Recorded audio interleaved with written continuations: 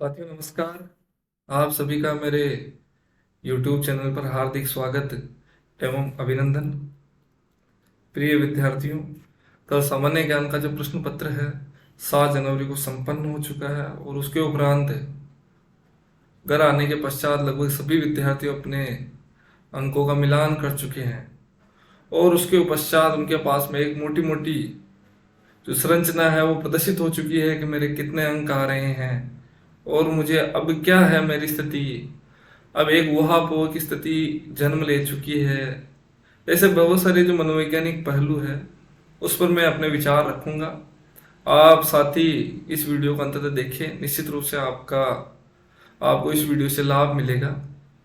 साथियों, जो कल जो प्रश्न पत्र संपन्न हुआ है और 2020 वाले जो प्रश्न पत्र है उसमें अगर तुलनात्मक अध्ययन करें तो राजनीतिक विज्ञान, आर्थिक समीक्षा एवं समसामयिक तीनों जो भाग है उनके प्रश्न पत्र तुलनात्मक दृष्टिकोण से जटिल थे। इस दृष्टिकोण से जैसे साथियों की चर्चा और जैसे मैंने प्रश्न पत्र का अवलोकन किया है उस दृष्टिकोण से जो प्रश्न पत्र है कहीं ना कहीं थोड़ा सा कठिन जान पड़ता है 2020 की तुलना।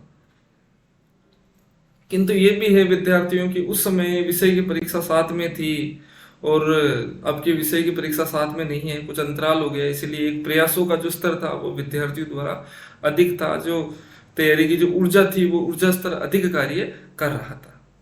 अब है साथियों की प्रश्न पत्र मिलान, जैसे ही बहुत सारे साथियों ने परीक्षा दी वो निकले, उनके अंक अधिक थे, फिर रास्ते तक पहुंचते पहुंचते थोड़ा अंक कम हुए, घर आते आते जब अंतिम रूप से मिला है और अंक कम हुए हैं और 2-3 दिवस के उपरांत जब आरपीएससी के माध्यम से अंतिम उत्तर कुंजी जारी कर दी जाएगी उसके पश्चात निरंतर वो गिरावट है वो चलती रहती है, क्योंकि प्रत्येक अभ्यर्थी ऐसे सोचता है मैंने 90 प्रश्न किए हैं, अधिकतम मेरे क्या हो जाएंगे, 15 प्रश्न गलत हो जाएंगे, 20 प्रश्न गलत हो जाएंगे, इस प्रकार के वो आंकड़े लगाते हैं। तो इन आंकड़ों का ज्यादा कुछ विषय नहीं निकलता है। निष्कर्ष तो आपने जो उसमें प्रश्न पत्र में किया और कितने सही और गलत निकलते हैं उस पर निर्भर करता है।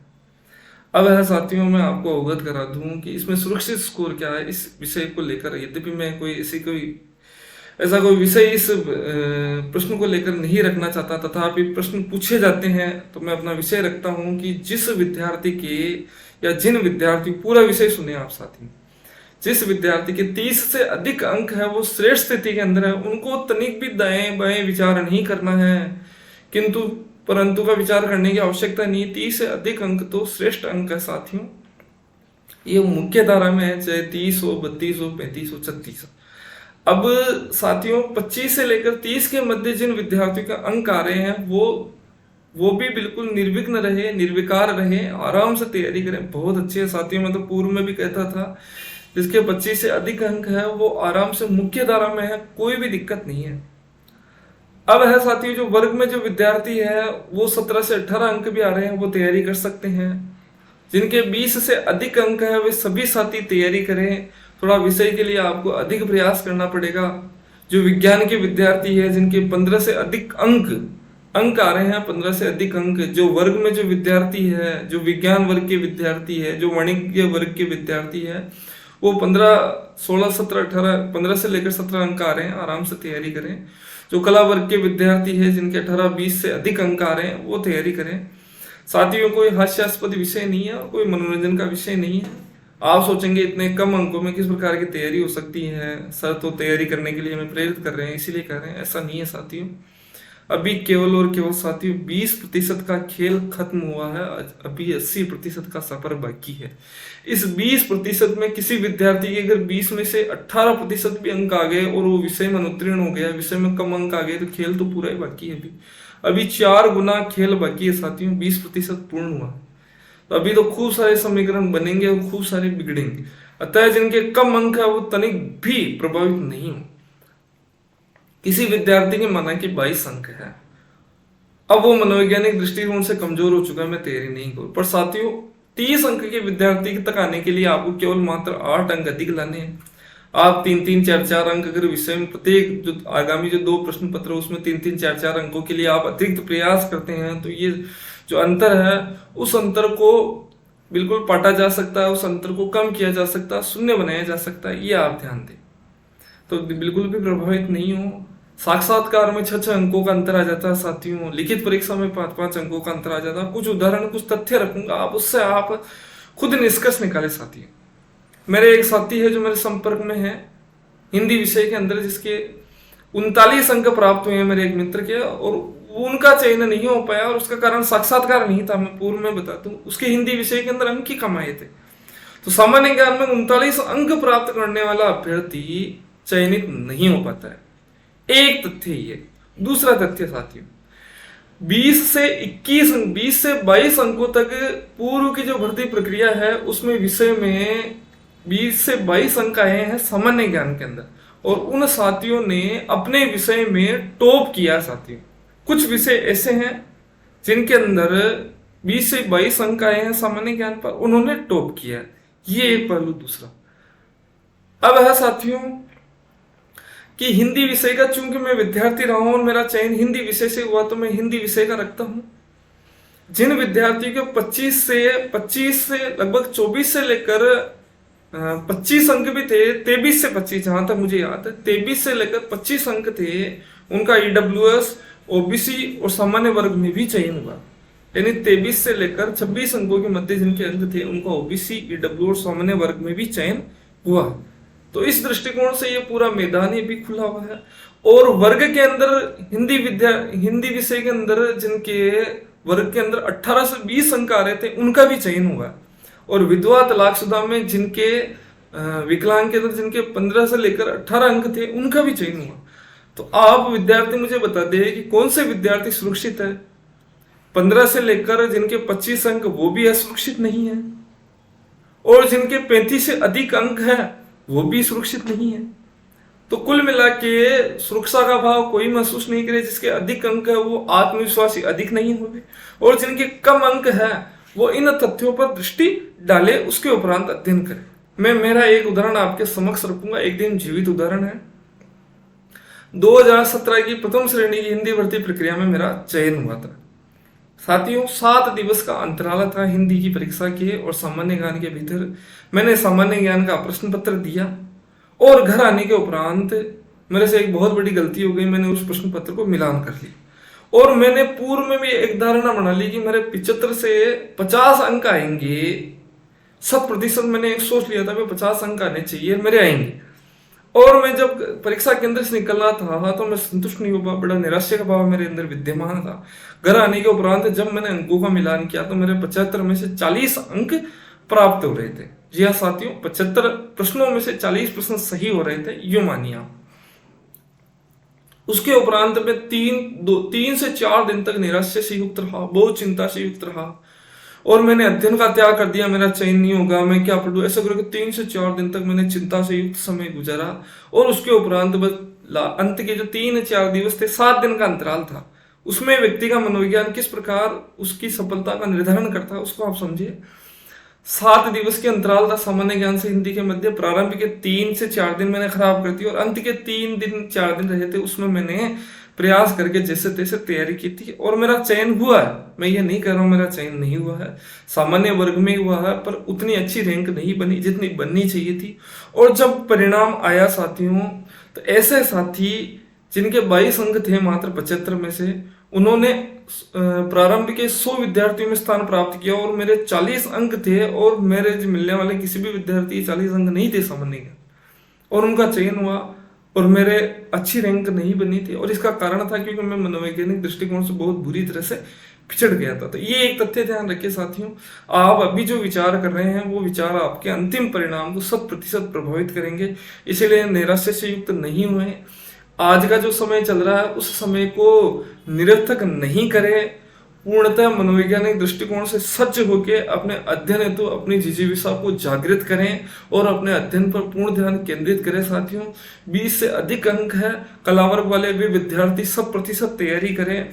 आप चयन को भी प्राप्त करेंगे, आप बहुत अच्छा कर सकेंगे, श्रेष्ठ से श्रेष्ठतम कर सकेंगे। साथियों, जिनके अधिक अंक वो भी पिछड़ जाते हैं, जिनके कम अंक होते हैं सामान्य ज्ञान में वो भी बहुत अच्छा कर पाते हैं। इसीलिए आप निराश ना हो साथियों, क्योंकि खेल केवल 20% का हुआ है, 80% का खेल बाकी है। अगर साक्षात्कार को नहीं छोड़ते हो तो अभी 25% की परीक्षा हुई है, 75% का अभी कार्यक्रम पूर्ण रूप में बाकी है।